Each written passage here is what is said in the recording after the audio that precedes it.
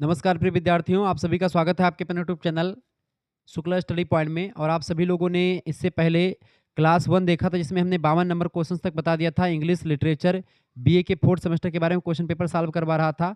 Practice set number 1 की class 2, ठीक है। तो क्लास 1 हो चुकी थी, जिसमें हमने इंडियन लिटरेचर इन ट्रांसलेशन, ये आपके बीए के 4th सेमेस्टर के सिलेबस में शामिल है।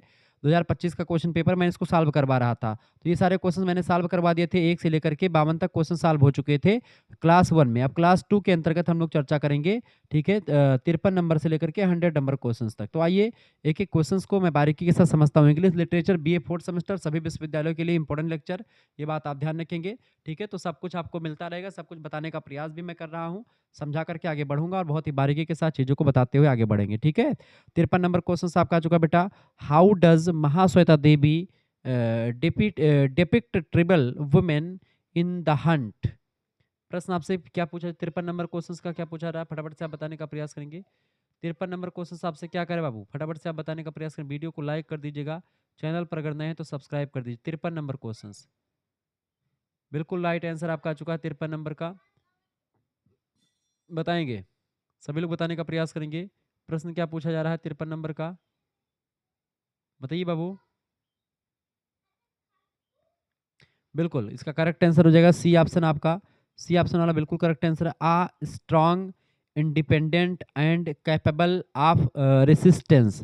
53 नंबर प्रश्न आपसे कह रहा है, how does Mahasweta Devi depict tribal women in the hunt? Mahasweta Devi की जो रचना है द हंट, उसमें आदिवासी महिलाओं को कैसे चित्रित करती हैं? वो चित्रित करती है आ स्ट्रॉन्ग यानी एक मजबूत, इंडिपेंडेंट यानी स्वतंत्र, एंड यानी और, कैपेबल फॉर रेसिस्टेंस यानी और प्रतिरोध करने में सक्षम।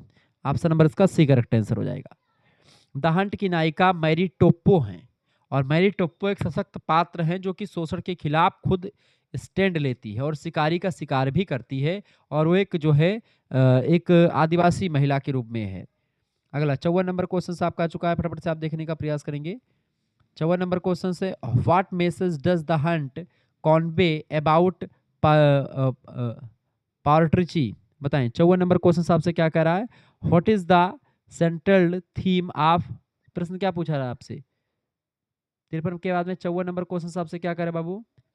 54 नंबर क्वेश्चन आपसे कह रहा है द हंट जो रचना है, the message does not hunt convey about patriarchy, यानी कि पितृसत्ता यानी पुरुष प्रधान समाज के बारे में क्या संदेश देता है द हंट नाम की रचना, जो महाश्वेता देवी ने लिखी है, ठीक है। तो ये देता है सी ऑप्शन करेक्ट आंसर का, women have the power of challenge and resist practical presences, ठीक है। यानी कि महिलाओं के पात्र पितृसत्तात्मक उत्पीड़न को चुनौती देने और उसका विरोध करने की शक्ति हैं। ये बात आप ध्यान रखेंगे, ठीक है। क्लियर, ये बात आप ध्यान रखेंगे। अच्छा, इस कहानी की मुख्य पात्र है मैरी टोप्पो, एक अवैध संतान है जिसे समाज और व्यवस्था दोनों ही कमतर आंकते हैं कि एकदम से बेकार है ये। शिकारी एंजो साहब एक होता है जो एक वस्तु की तरह देखता है उसको, उस लड़की को, और उसको उसका यौन शोषण करना चाहिए, उसके उसके साथ वो जो है उसका बलात्कार करना चाहता है, यौन शोषण करना चाहता है उसका, ठीक है। मैरी टोप्पो केवल एक बेचारी पीड़िता बनकर के सहती नहीं है, वह अपनी बुद्धि और साहस का उपयोग करती है और जानी शिकारी यानी आदिवासी त्योहार जहां महिलाएं शिकार करती हैं, वो एक प्रकार से एक जो है एक त्योहार माना जाता है जानी शिकारी नाम से, उसका उस त्योहार का लाभ उठा करके उस पुरुष यानी एंजो का वध कर देती है जो उसका शोषण करना चाहता था, उसके साथ सेक्स करना चाहता था, उसको मार देती है वो, और वो जबरदस्ती उसके साथ जो कुछ करना चाहता था उससे उसको छुटकारा मिल जाता है। मुख्य संदेश इस कहानी का यह है कि यदि महिलाएं ठान लें तो सदियों से चले आ रहे पुरुषों के वर्चस्व और अत्याचार को न केवल चुनौती दे सकती हैं बल्कि उसे जड़ से खत्म भी कर सकती हैं। महिलाओं की एजेंसी जो स्वयं निर्णय लेने की शक्ति है उसे सशक्तिकरण का प्रतीक माना जाता है। यहाँ पर एक प्रकार से बहुत ही जबरदस्त तरीके से महिलाओं का जो उत्पीड़न होता है उसको, उससे महिलाओं को डरना नहीं बल्कि उसका डट करके सामना करने को प्रोत्साहित करती है, ठीक है। ये बात आप ध्यान रखेंगे। आगे बढ़ते हैं, अगला क्वेश्चन आप देखेंगे। 55 नंबर क्वेश्चन आपका चुका बेटा, फटाफट से आप देखने का प्रयास करेंगे। 55 नंबर क्वेश्चन आप देखेंगे। प्रश्न आपका क्या चुका है, what is the central theme of आधे अधूरी? प्रश्न आपसे कह रहा है आधे अधूरी का केंद्रीय विषय क्या है? एक मध्यम वर्गीय परिवार के संघर्ष की कहानी, the struggle of middle class family यानी कि इसका ए ऑप्शन करेक्ट आंसर होगा, struggle for a middle class family. ये आधे अधूरे नाटक जो है इसको लिखा है 1969 में, एक नाटक है और मोहन राकेश का एक नाटक है। भारतीय नाटक में एक माइलस्टोन के रूप में जाना जाता है इसको, ठीक है, ये बात आप ध्यान रखेंगे। और अगर देखा जाए तो नाटक ऐसे परिवार को दिखाता है जो आर्थिक तंगी से जूझ रहा है। घर की मुख्य पात्र सावित्री है जो कामकाजी महिला है, जबकि उसका पति महेंद्र नाथ बेरोजगार है और असफल है। वह स्थिति पूरे परिवार में तनाव और कड़वाहट को पैदा करती है। धीरे धीरे करके आप देखते हैं रिश्तों में बिखराव होता है। नाटक का शीर्षक जैसे ही आधे अधूरे यह बताता है कि यदि यहाँ कोई भी रिश्ता पूरा और सुखद नहीं है, इसीलिए इसका नाम रखा गया था आधे अधूरे। पति पत्नी के बीच में तालमेल की कमी है और बच्चों का अपने माता पिता के प्रति सम्मान खत्म हो चुका, चूंकि आपस में लड़ते रहते तो बच्चे उनका रिस्पेक्ट नहीं करते। हर सदस्य अपनी जगह अधूरा महसूस करता है, ठीक है। सावित्री अपने जीवन की कमियों को दूर करने के लिए पुरुषों के बाहर के पुरुषों यानी जैसे सिंघानिया, जगमोहन, सुनेजा, ठीक है, उनके एक पूर्ण पुरुष की तलाश करती है। यानी वह एक प्रकार से वो अपने हस्बैंड से खुश नहीं है, तो ऐसे ना हस्बैंड अपनी महिला से खुश है, ना बच्चे अपने माता पिता से खुश हैं। तो जो सावित्री है एक पूर्ण पुरुष की तलाश कर रही है, search for a perfect man, Savitri अपने लिए, ठीक है। जैसे सिंघानिया, जगमोहन, जुनेजा इसी में पात्र में आते हैं। तो लेकिन अंत में उसे एहसास होता है कि सभी पुरुष किसी न किसी रूप में आधे अधूरे ही हैं, कोई पूरा पुरुष उसको नहीं मिलता है, क्योंकि कमियां हर पुरुष में आप उनको दिखाई पड़ती हैं। तो फिर उसके बाद में इसमें शहरी जीवन का खोखलापन दिखाया गया है कहानी में। यह नाटक दिखाता है कि कैसे आधुनिक शहरी जीवन में लोग एक ही छत के नीचे रहते हुए भी एक दूसरे से मीलों दूर हैं। संवादों की कड़ी और चिड़चिड़ाहट का जो एक प्रकार से जो सिलसिला है परिवार की में आप देखते हैं आप लगातार चलता रहता है। पुरुष ना पूरा है ना पूरा बच्चे पूरे हैं, मतलब सबको किसी ना किसी से कोई ना कोई जो है कमियां दिखाई पड़ती हैं। इस तरह की चीजें यहाँ पर बताई गई हैं, ठीक है। अब तो ये है आधे अधूरे नाटक। आगे देखते हैं 56 नंबर क्वेश्चन आपका आ चुका है, फटाफट से आप बताने का प्रयास है। 56 56 नंबर क्वेश्चन आपकी स्क्रीन पर आ चुका है।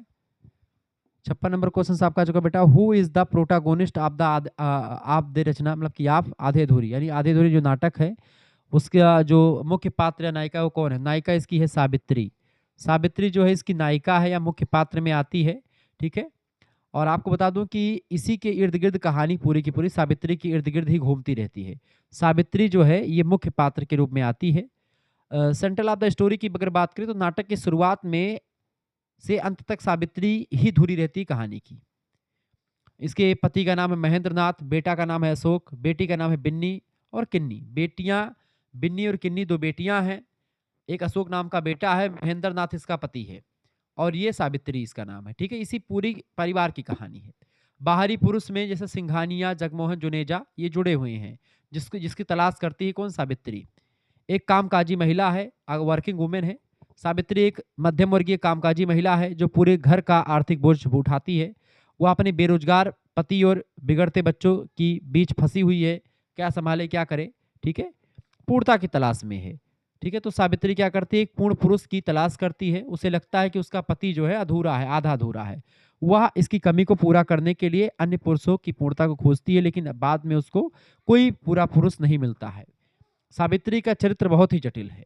वह एक पत्नी है, माँ है, प्रेमिका है, सभी की भूमिकाओं में तालमेल बिठाने की कोशिश करती है। एक तरफ प्रेमिका भी बन जाती है, ठीक है, पत्नी का भी भूमिका और माँ की भी भूमिका बच्चों के लिए। लेकिन वह हर जगह उसे अधूरापन ही मिलता है, कोई कई जगह खुशियाँ उसको नहीं मिल रही, तो वो अपनी इच्छाओं और पारिवारिक जिम्मेदारियों के बीच में पिस रही है। एक ऐसी कहानी जिसमें एक स्त्री अपनी पारिवारिक जिम्मेदारी और अपने जो है अपनी इच्छाएं, जो उसके शरीर की इच्छाएं हैं उसको पूरा करने के लिए वो पिसी हुई है, ठीक है, फंसी पड़ी है। तो इसी की कहानी पूरा आधे अधूरी। नाटक का नाम बड़ा अच्छा रखा मोहन राकेश साहब ने। 57 नंबर क्वेश्चन आपकी स्क्रीन पर आ चुका है, फटाफट से आप देखें 57 नंबर क्वेश्चन से। व्हाट डज आधे अधूरी ट्रांसलेटेड टू इन इंग्लिश, यानी कि आधे अधूरे का अंग्रेजी में अनुवाद जो किया है किसने किया है, हाफबे हाउस ने किया है। हाफबे हाउस ने इसका अनुवाद किया। ऑप्शन नंबर इसका सी करेक्ट आंसर होगा, हाफबे हाउस, ठीक है। ए ऑप्शन इसका करेक्ट आंसर हो जाएगा, ठीक है। आधे का अर्थ होता है हाफ और अधूरे का मतलब होता है इनकम्प्लीट, ठीक है। तो इसीलिए इसका नाम हाफवे हाउस रखा गया कि अधूरा परिवार, ठीक है। ये एक मुहावरा भी प्रयोग किया जाता है जहां पर, क्लियर, ये बात आप ध्यान रखेंगे। आगे देखते हैं और भी चीजों को जानने का प्रयास करते हैं। अगला क्वेश्चन आपके स्क्रीन पर आ चुका भैया, 58 नंबर क्वेश्चन आपके स्क्रीन पर आ चुका है। प्रश्न है, how is the character of Savitri portrayed in the play. प्रश्न आपसे कह रहा है कि सावित्री मतलब नाटक में सावित्री के चरित्र को किस प्रकार चित्रित किया गया है। तो सावित्री जो है इसका करेक्ट आंसर होगा B option, as an independent but conflicted women, यानी कि वह एक द्वंद्वात्मक, एक स्वतंत्र परेशान महिला के रूप में जो है इसको दिखाया गया है। इसका बी ऑप्शन करेक्ट आंसर हो जाएगा। सावित्री का चरित्र जो है कहीं ना कहीं पे बड़ा ही जो है जटिल रहा है। एक कामकाजी महिला है, घर की आर्थिक धुरी है, पैसा कमाती, पूरे परिवार का खर्चा सावित्री उठाती है। उस समय के समाज में 1960 के दशक की बात है, कहानी जब जब की है, एक महिला इस तरह घर चलाना जो है उसकी स्वतंत्रता को दिखाता। उस समय चूंकि महिलाओं को उतना इंडिपेंडेंसी नहीं थी। मानसिक द्वंद्व उसके एज में ये चलता है, स्वतंत्र होने के बावजूद वह सुखी नहीं है, उसके मन में लगातार एक द्वंद्व चलता है, कन्फ्लिक्ट चलता है। वह अपने बेरोजगार और निकम्मे पति महेंद्र नाथ से घृणा करती, हेट करती है और एक ऐसे पुरुष की तलाश करती है जो उसकी बौद्धिक, आर्थिक और भावात्मक जरूरतों को पूरा कर सके। ठीक है, अधूरापन उसको तब मिलता है जब लगता है, सावित्री को लगता है कि उसका जीवन अधूरा है। वह बार बार बाहरी पुरुषों जैसे उसके पुराने प्रेमी जो है, जो उसका पुरानी प्रेमी है जगमोहन, या फिर जो उसका पुराना प्रेमी है सावित्री का बॉस, उसका जो सिंघानिया जहाँ पर जॉब करती तो उसका बॉस सिंघानिया, उसकी ओर बार बार जो है वो अट्रैक्टिव होती है, आकर्षित होती है, या सोच करके कि शायद उससे वो पूर्णता जो वो जगमोहन में मतलब कि वो खोजती है वो मिल जाए, जो महेंद्र नाथ में उसको नहीं मिलती सुख, महेंद्र नाथ से वो सुख उसको जो है इन लोगों से मिल जाए। एक माँ के रूप में वह संघर्ष करती है। उसकी बेटी, बड़ी बेटी बिन्नी है, उसकी शादी में दुखी है वो, शादी को लेकर के। बेटा अशोक आवारा हो गया है, लगातार भटकता रहता है। छोटी बेटी जो किन्नी है उपेक्षित महसूस करती है अपने आप को। इन सबके बीच सावित्री खुद को फंसा हुआ पाती है और अकेला महसूस करती है। ठीक है, आगे देखते हैं। अगला क्वेश्चन आपका आ चुका है, 59 नंबर क्वेश्चन आपका आ चुका है। How does Mahendra Nath Savitri's husband behave thought the play, यानी आपसे कह रहा कि सावित्री का पति महेंद्र नाथ पूरे नाटक में कैसा व्यवहार करता है। तो वह कमजोर और दूसरों पर डिपेंड है। He is weak and dependent on others, वो दूसरों पर डिपेंड रहता है और कमजोर है बहुत। ठीक है, एक ऐसे पुरुष है जो जीवन की दौड़ में पिछड़ गया है। ठीक है, वो एक प्रकार से महेंद्र एक बेरोजगार व्यक्ति है, अपना कोई भी व्यवसाय उसका नहीं है, ना कोई ठीक से काम करने की योग्य है। ठीक है, उसकी पूरी जिम्मेदारी उसकी पत्नी पर आ गई है, आर्थिक कमजोरी है, आत्मविश्वास खत्म हो चुका उसका। ठीक है, और इसीलिए उसकी पत्नी बार बार उसको कोसती रहती। नाटक में एक ऐसे व्यक्ति के रूप में उभरता है जिसका अपना कोई स्वतंत्र अस्तित्व नहीं बचा है। वह ना तो अच्छा पति बन पाया, ना ही एक सफल पिता बन पाया, और उसकी लाचारी पूरे जीवन भर रहती है और तनाव में रहता है हमेशा। 60 नंबर क्वेश्चन आपका आ चुका है, व्हाट डज आधे धुरी सिंबलाइज्ड। 60 नंबर क्वेश्चन क्या आ चुका है आपका, फटाफट से आप बताने का प्रयास। 60 नंबर क्वेश्चन सभी लोग बताने का प्रयास करेंगे। 60 नंबर क्वेश्चन से आधे धुरी का सिंबलाइज बताएं। इसका करेक्ट आंसर हो जाएगा 60 नंबर का बिल्कुल राइट आंसर है ए ऑप्शन, आप fragmented nature of modern relationship, यानी ए ऑप्शन 60 नंबर का ए ऑप्शन करेक्ट आंसर हो जाएगा। आधुनिक रिश्तों की खंडित या टूटी हुई प्रकृति दिखाता आधे अधूरे नाम का नाटक, ये मैंने आपको पूरा समझा भी दिया है। 61 नंबर क्वेश्चन आपका चुका, what is the primary purpose of translation, फटाफट से आप बताने का प्रयास करेंगे।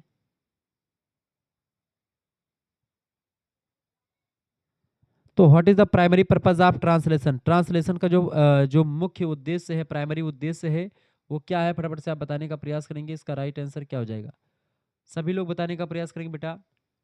61 नंबर क्वेश्चन आपका आ चुका है, अनुवाद का प्राथमिक उद्देश्य क्या है, what is the primary purpose of translation. इसका प्राथमिक उद्देश्य है क्या बेटा, B option, the facilities communication between different आपकी लिंग्विस्टिक ग्रुप्स, यानी कह रहा है आपसे विभिन्न भाषाई समूहों के बीच संचार को सुगम बनाना, यह अनुवाद का प्राथमिक उद्देश्य होता है।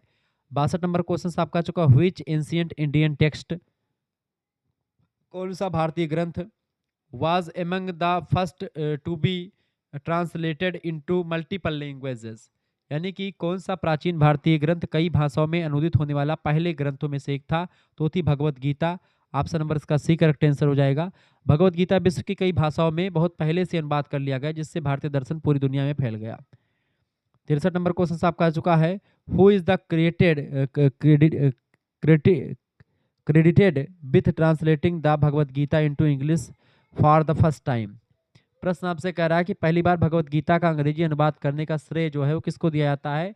वो है चार्ल्स विल्किंस। ऑप्शन नंबर इसका बी करेक्ट आंसर होगा, चार्ल्स विल्किंस। 1785 में चार्ल्स विल्किंस ने पहली बार गीता का अंग्रेजी में अनुवाद किया था, ये बात आप ध्यान रखेंगे। 64 नंबर क्वेश्चन आपका आ चुका है, during which period did Persian became the dominant administrative language in India, leading the many translation of Sanskrit text. इसका करेक्ट 64 नंबर कह रहा है आपसे कि किस काल के दौरान फारसी भारत की प्रमुख प्रशासनिक भाषा बन गई, जिससे संस्कृत ग्रंथों के कई अनुवाद किए गए थे। तो मुगल काल के दौरान ऐसा हुआ था। सी ऑप्शन इसका करेक्ट आंसर होगा, मुगल पीरियड। ठीक है, क्योंकि मुगल काल में फारसी राजकाज की भाषा जो थी वो फारसी थी। अकबर जैसे शासकों ने संस्कृत की कई भाषाओं जैसे महाभारत वगैरह का फारसी में अनुवाद करवा लिया था। 65 नंबर क्वेश्चन से, what was the significance of translation in the British colonial period in India. आपसे कह रहा है 65 नंबर क्वेश्चन कि भारत में ब्रिटिश औपनिवेशिक काल में अनुवाद का क्या महत्व था। इसका महत्व इसलिए था, क्या महत्व था इसका बेटा, इसका महत्व था बी ऑप्शन में दिया हुआ है आपका, बिल्कुल, इट फैसिलिटी इस facilitated administrative control and education, यानी कि इसका उद्देश्य था कि भारत मतलब कि ये इससे प्रशासनिक नियंत्रण और शिक्षा को सुगम बनाया जा सकता था। बी ऑप्शन करेक्ट आंसर हो जाएगा। 66 नंबर क्वेश्चन आप देखेंगे, प्रश्न है which institution played a major role in translating Indian scriptures and text during British rule. 66 number प्रश्न कह रहा है कि ब्रिटिश शासन के दौरान भारतीय शास्त्रों और ग्रंथों के अनुवाद में किस संस्था ने महत्वपूर्ण भूमिका निभाई थी। तो वो थी Asiatic Society of Bengal. Option number इसका ए करेक्ट आंसर हो जाएगा। 67 नंबर क्वेश्चन से, what is the role of translation in a multilingual society like India. बताएं, प्रश्न कर रहा है कि भारत जैसे बहुभाषी समाज में अनुवाद की क्या भूमिका है। तो इसमें अनुवाद की भूमिका ये है कि इसमें क्या होता है कि the promote linguistic harmony and cultural exchange. Option number इसका बी करेक्ट आंसर हो जाएगा। भाषाई सद्भाव और सांस्कृतिक आदान प्रदान के लिए अनुवाद जो होता है वो इंपॉर्टेंट माना जाता है। 68 नंबर क्वेश्चन आपका आ चुका है, the official translation of Indian constitution was done in which two language. Answer नंबर बताएं, भारतीय संविधान का आधिकारिक अनुवाद किन दो भाषाओं में किया गया था। तो हिंदी और अंग्रेजी में किया गया था। सी ऑप्शन इसका करेक्ट आंसर हो जाएगा। जिन बच्चों ने सी लगा दिया उनका बिल्कुल राइट आंसर है। क्लियर है बात, ध्यान रखें। अगर आपको हमारे पीडीएफ नोट्स प्राप्त करने हैं, हमारे ग्रुप से जुड़ना है, 9984 039 139 पर एसएमएस कर दीजिएगा। मात्र 100 रुपये फीस लगेगा। आपके अपना नाम, अपनी यूनिवर्सिटी का नाम, अपने सब्जेक्ट के नाम में करके भेज दीजिएगा। आपके पास एक क्यूआर कोड स्कैनर भेज जाएगा, उसी पर आपको मात्र 100 रुपये फीस जमा कर देने हैं। इसमें आपको पीडीएफ नोट्स मिल जाएगा। ठीक है, सभी सब्जेक्ट का पीडीएफ नोट्स मिलेगा। वीडियो लेक्चर्स आपको यूट्यूब पर ही मिल जाएगा, लेकिन पीडीएफ नोट जो मिलेगा व्हाट्सएप ग्रुप में मिलेगा। जैसे ये अंग्रेजी का पीडीएफ नोट पेपर सॉल्व करके मैं आंसर की के साथ आपको दे दूंगा, आप इसको देख लीजिएगा आराम से। मात्र और मात्र 100 रुपये फीस में आपको सब कुछ मिल जाएगा, ये बात आप ध्यान रखेंगे। बहुत ही बारीकी के साथ चीज़ों को मैं समझाने का प्रयास कर रहा हूँ। मात्र 100 रुपये फीस में हिंदी का, ज्योग्राफी का, पॉलिटी का, संस्कृत का, सभी का मिल जाएगा। और आपको बता दूं कि को करिकुलर का जो पेपर होगा उसका कम से कम 10 practice set with answer sheet मिल जाएगा इसी 100 रुपये फीस में। तो आपका सभी सब्जेक्ट का मिल जाएगा। क्लियर, ये बात आप ध्यान रखेंगे। 69 नंबर क्वेश्चन आपकी स्क्रीन पर आ चुका है, what is the primary function of translation software. 69 नंबर फटाफट से आप बताने का प्रयास करेंगे। What is the primary functions of translation software. अनुवाद सॉफ्टवेयर का प्राथमिक कार्य क्या है। इसका प्राथमिक कार्य है to convert text from one language to another language.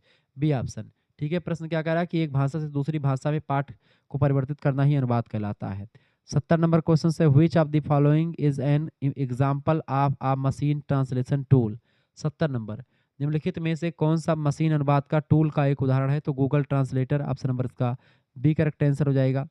71 number question आप देखेंगे, प्रश्न है what is the main difference between machine translation, यानी इसको एमटी कहते हैं, एंड ह्यूमन ट्रांसलेशन। मशीनी अनुवाद और जो है मानव अनुवाद के बीच में मुख्य अंतर क्या है। मुख्य अंतर ये कि human translation considers context will, जबकि एमटी ऑफ्टन डज नॉट, यानी कि करेक्ट आंसर का बी ऑप्शन। यानी जो मानव अनुवाद ये संदर्भ होता है, मानव अनुवाद जो है कॉन्टेक्स्ट यानी संदर्भ पर विचार करता है, जबकि मशीन अनुवाद जो होता है वो केवल शब्दों का अनुवाद ही करता है, वो उद्देश्य को ध्यान में नहीं रखता, संदर्भ को ध्यान में नहीं रखता। मशीनी अनुवाद अक्सर शब्दों का सीधा मतलब निकालता है जिससे अर्थ बदल जाता है। ठीक है, जबकि इंसान भावनाओं और स्थिति के अनुसार शब्द का अनुवाद करता है। अगला 72 नंबर क्वेश्चन आपका आ चुका, what does neural machine translation NMT mean. बताएं 72 नंबर, बताएं कि फटाफट से न्यूरल मशीन ट्रांसलेशन का अर्थ क्या है? इसका अर्थ होता है बेटा machine translation using artificial intelligence and deep learning. B option इसका करेक्ट आंसर का 72 नंबर का, यानी आर्टिफिशियल इंटेलिजेंस एआई और डीप लर्निंग का उपयोग करके मशीन अनुवाद किया जाता है। ऑप्शन नंबर इसका बी करेक्ट आंसर होगा। आगे देखते हैं, अगला क्वेश्चन आपका आ चुका है 73 नंबर प्रश्न आपकी स्क्रीन पर आ चुका है। फटाफट से आप देखने का प्रयास। 73 नंबर क्वेश्चन क्या है? What is the process of converting text from one script to another while keeping punctuation similar called. 73 नंबर का करेक्ट आंसर क्या हो जाएगा? उच्चारण को समान रखते हुए पाठ को एक लिपि से दूसरी लिपि में बदलने की प्रक्रिया क्या कहलाती है? उसी को लिप्यांतरण यानी ट्रांसलिटरेशन कहा जाता है। इसका बी ऑप्शन बिल्कुल करेक्ट आंसर हो जाएगा। इसमें भाषा नहीं बदलती, बस लिखने का तरीका बदलता है। जैसे नमस्ते को एक प्रकार से लिख सकते हैं, तो ये आपका होता है ट्रांसलिटरेशन यानी लिप्यांतरण जिसको आप कह सकते हैं। ठीक है, जैसे मैंने राम लिखा और राम लिख करके जैसे ये हमने राम लिखा, ठीक है, ये राम लिखा हमने, ठीक है, ये राम देवनागरी लिपि में है। इसी को अगर हम लिख दें ऐसे करके राम, तो ये राम जो होता है बेटा ये आपका लिप्यांतरण होता है, रोमन शैली में हो गया है। 74 नंबर क्वेश्चन है which of the following is an example of transliteration. इनमें से देखें 74 नंबर का करेक्ट आंसर क्या हो जाएगा? अब देखें इनमें से लिप्यांतरण का एक उदाहरण कौन सा है? अब देखिए बी ऑप्शन में आपका दिया हुआ है राइटिंग का, राइटिंग में नमस्ते एज नमस्ते। देखिए ये नमस्ते आपका लिखा हुआ है देवनागरी में, यही नमस्ते आपका रोमन में लिखा हुआ है नमस्ते, तो ये लिप्यांतरण होता है, प्रतीक चिन्ह बदल जाते हैं इसमें। अगला क्वेश्चन 75 नंबर क्वेश्चन आपका आ चुका है। प्रश्न आपका आ चुका है why is post editing important when using machine translation. 75 number प्रश्न आपसे क्या कह रहा है? कह रहा है कि मशीन अनुवाद का उपयोग करते समय पोस्ट एडिटिंग क्यों महत्वपूर्ण है? तो मशीन अनुवाद का उपयोग करते समय पोस्ट एडिटिंग महत्वपूर्ण इसलिए है, यह सुनिश्चित करता है कि अनुवाद में सटीकता और सांस्कृतिक उपयोगिता बनी रहे। ठीक है, ऑप्शन नंबर इसका ए करेक्ट आंसर होगा। It ensure the translation maintains accuracy and culture. ठीक है, ऑप्शन नंबर इसका ए करेक्ट आंसर हो जाएगा। आगे देखते हैं अगला प्रश्न। को करिकुलर मास्टर हमारा दूसरा चैनल है, इसको आप सब्सक्राइब कर लीजिएगा। यहाँ पर भी आपको अंग्रेजी की और लेक्चर्स मिल जाएंगे, ये बात आप ध्यान रखेंगे। वीडियो को लाइक कर दीजिएगा, चैनल पर अगर नए हैं तो प्लीज़ चैनल को सब्सक्राइब कर दीजिएगा। 76 नंबर क्वेश्चन आपकी स्क्रीन पर आ चुका है, फटाफट से आप देखने का प्रयास करेंगे। 76 नंबर क्वेश्चन आपसे क्या कह रहे हैं बाबू? 76 नंबर प्रश्न आपसे क्या कह रहे हैं? सभी लोग बताने का प्रयास करेंगे। 76 नंबर क्वेश्चन आपसे क्या कह रहा है? फटाफट से आप बताने का प्रयास करेंगे।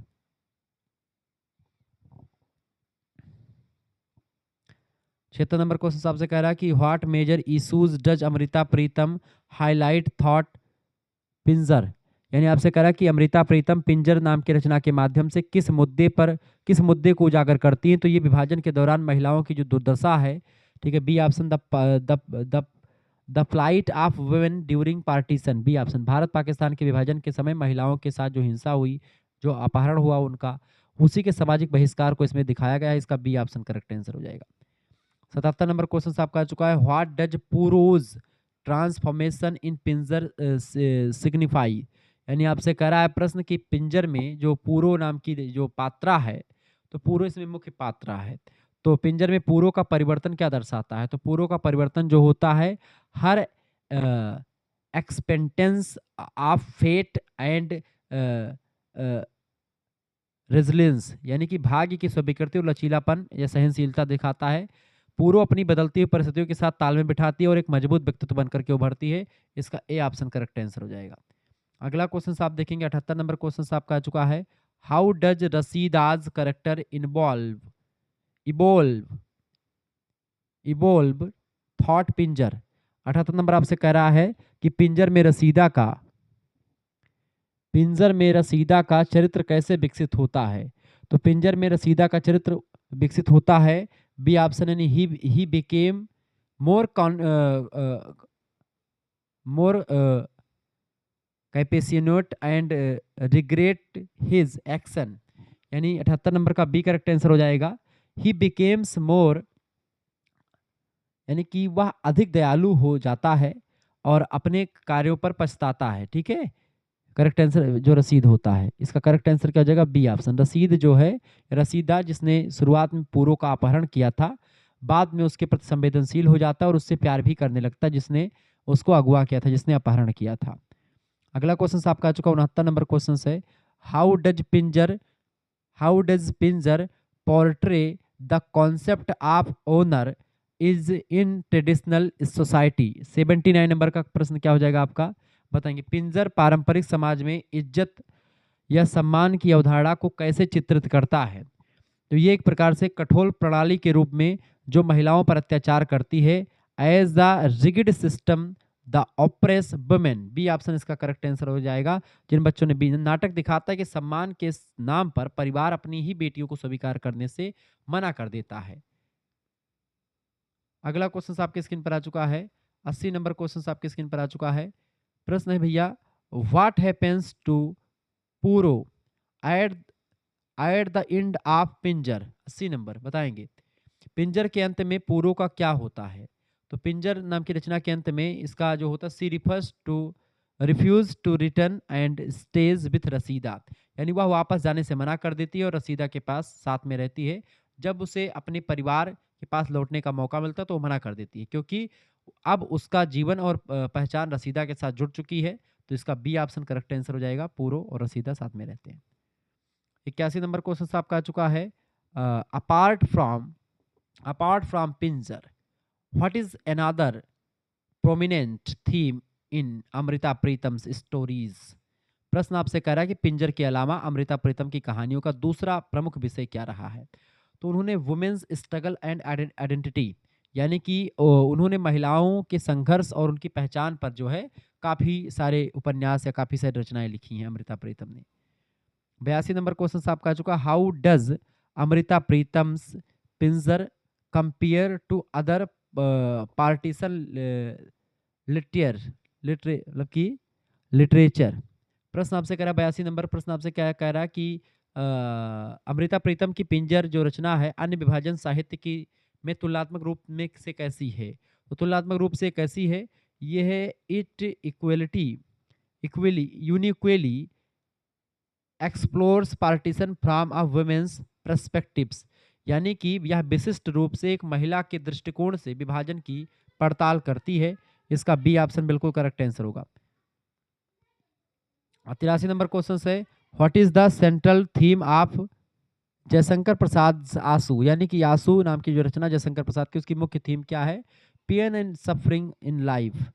करेक्ट आंसर क्या हो जाएगा? सी ऑप्शन, यानी कि जीवन में दर्द और पीड़ा। ठीक है, ये बात आप ध्यान रखेंगे। आगे बढ़ते और भी चीजों को जानने। 84 नंबर क्वेश्चन आपकी स्क्रीन पर आ चुका है, फटाफट से आप देखने का प्रयास। 84 नंबर क्वेश्चन आपसे क्या करे बाबू? 84 नंबर क्वेश्चन आपसे क्या करे, फटाफट से आप बताने का प्रयास। 84 नंबर क्वेश्चन आपका आ चुका है, what is the primary challenges in translation across Indian language. प्रश्न आपसे कह रहा है कि भारतीय भाषाओं के बीच अनुवाद में प्राथमिक चुनौती क्या है?